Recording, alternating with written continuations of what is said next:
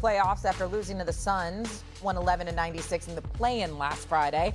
Now questions turn towards the future of the Warrior stars in the Bay Area. Here's Stephen A. yesterday on the potential of Steph Curry maybe moving on from the Bay Area. Listen. What if Steph Curry was of the mindset that while I'm here, I still want to compete for championships, and we're not necessarily the franchise in position to do that any longer? Could you imagine, with his sniper-like ability, the greatest shooter God ever created, could you imagine if he were available?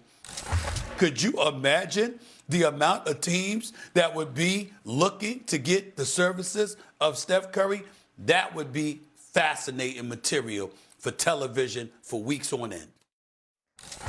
Well, Stephen A., we're going to make fascinating material out of just the thought of it. The question now is, should Curry want to leave the Warriors for one last shot at a title? He would have to ask for a trade in order to do so. Should he do that, Perk? You know I love Stephen A., but he get on my damn nerves sometimes. and no, Steph Curry should not want to leave. He's not available, and he should never be available. Amen. He is a dying breed, last of the dying breed. He is the Tim Duncan of this generation, meaning he's going to retire in a Golden State Warrior uniform. That should never come across our minds again. We should never have that conversation because it's bigger than championships. When you talk about San Francisco Bay Area, he is the greatest athlete of all time.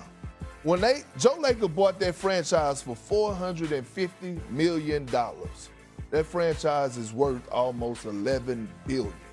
That's because of the power of Steph Curry.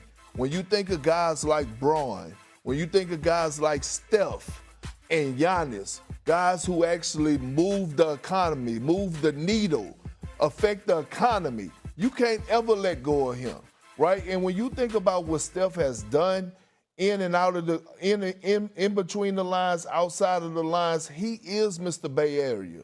Regardless of the championships, he got enough championships. We can sit up here and debate different things all day long. The one thing I think we all agree on, he's already a top 10 greatest player of all time.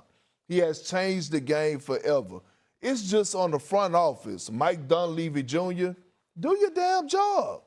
Do your damn job and get some pieces in there, surround them around Steph Curry. We can have a legit shot at winning the damn championship because let's be honest, Mike Dunleavy hasn't really done much since Bob Myers has left that organization. Steph Curry is a civic treasure in Northern California.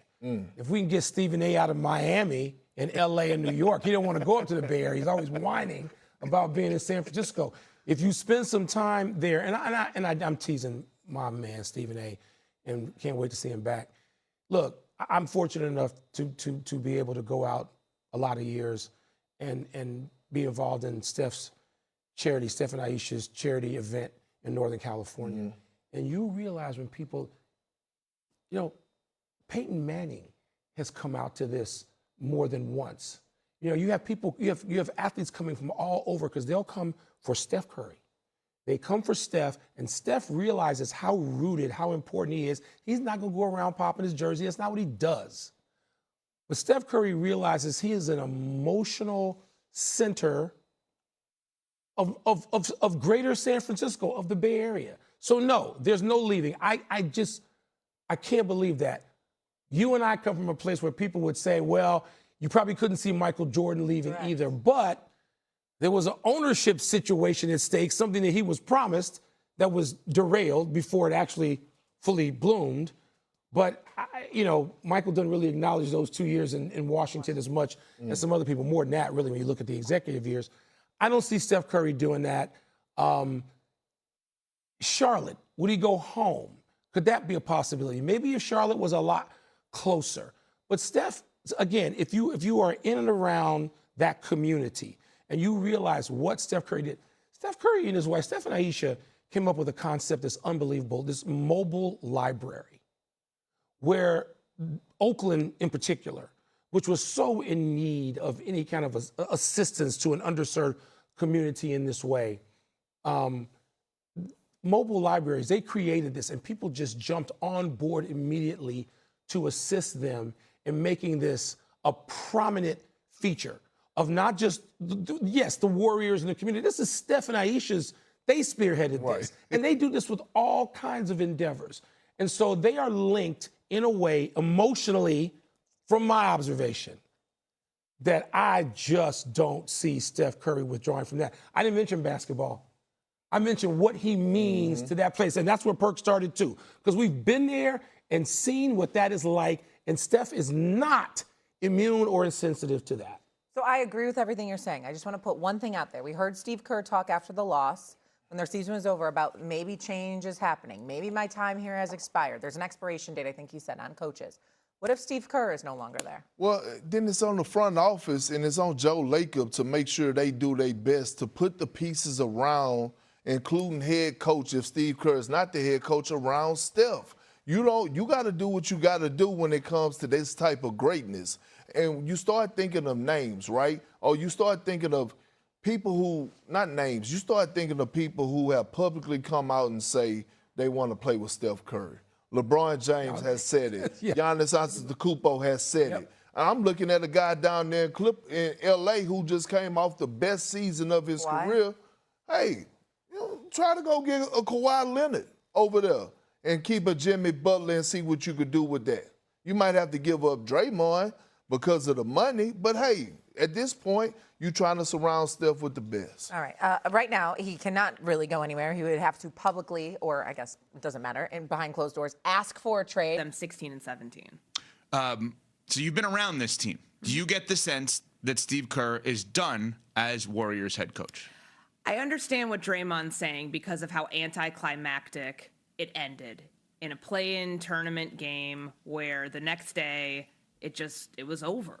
There really wasn't any talk of, okay, we've got this guy coming back. We've got Steph for one more year. We've got Kristaps Porzingis. We've got Jimmy Butler. Like, let's get the band back together. One more year, one more year. It didn't feel like that the way that it had in previous years, even years where they had either missed the playoffs altogether or fell short.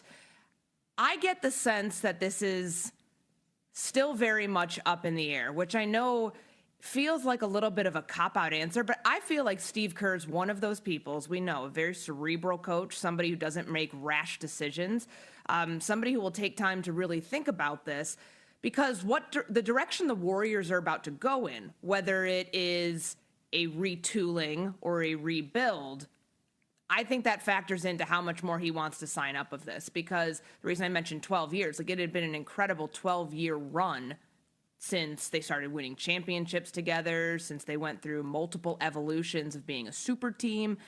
I just don't think that he's there for the long haul, but I can't see with Steph Curry being on the roster for at least one more year that he wouldn't want to coincide about finishing his career as a head coach, where Curry very likely finishes his career with one team and one team only before he retires. I could see them wanting to sunset together because they were both so instrumental in the overall success, obviously. But some coaches you look at and you think, wow, this is your entire life. This is all you have. You are built different. You cannot walk away, or it's going to be extremely difficult for you to walk away. I mean, Belichick's one of those guys, right? Like he could have sunsetted from the NFL, walked away. He just has to be coaching. It's who he is. There's something about Steve Kerr where I think he would be at peace walking away. He doesn't seem to have the same mental makeup as some of these legacy excellent coaches. And 12 years is a long time. When you've been doing this since 2014 and you've had the amount of success that he's had, I think you can walk away and feel a little bit more content about what you've done. So when Draymond, who's with him day in and day out, is telling us that he's getting the sense that this could be it, I'm paying attention to that, and I think it could be the end. You're not doing first take today, are you? No, why? Because that's a great pre-take. Thank you. That's a really good pre-take, honestly. Is this my first pre-take? I think it may be. The only reason I say it's a great pre-take, and if you're just joining us and you're unfamiliar with the pre-take, it's we give Canty crap when we think he's trying out takes on this show for first take, and you hear the music that's the first take intro and theme music. The only reason I say that is obsessed with coaching. I think Steve Kerr is obsessed with relationships and obsessed with winning. If coaching comes through that, that's great. If there's another walk of life that would give him high-level personal and professional relationships that would trigger winning and whatever that is, I could see him going down that path. That could be broadcasting, right? That could be coming here to ESPN, and he would have a relationship with whatever play-by-play announcer you want to put next to him, and they have the highest rated, with the most advertisers on that broadcast. Like that, I could see him be satisfied with that, right? Everything you're saying makes a lot of sense. The only counter is there's no such thing as rebuilding if you're the Golden State Warriors. No. Is Steph Curry breathing? Yeah. Does he want to still play basketball? As far as I know. Then trade every damn pick to put people around him. I'm sorry. Like, there is no justification to ever give up on that man. Ever. In any way, shape, or form. You have 4 first-rounders.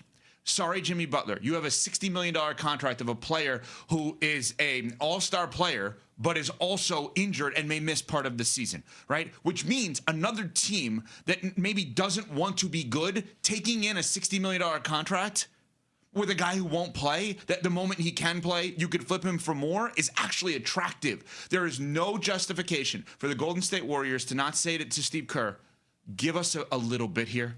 Please, let us do some back channeling to see if we could get Giannis, to see if we could get Kawhi, to see if we can get LeBron James. There's no reason for you to walk away right now. Just wait.